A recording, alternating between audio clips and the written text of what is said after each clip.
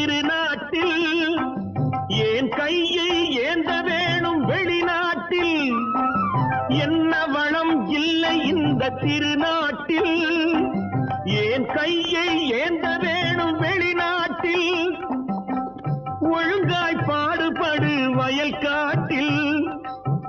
ஒழுங்காய் பாடுபடு வயல் காட்டில் உயரும் உன் மதிப்பு அயல் நாட்டில் விவசாயி விவசாயி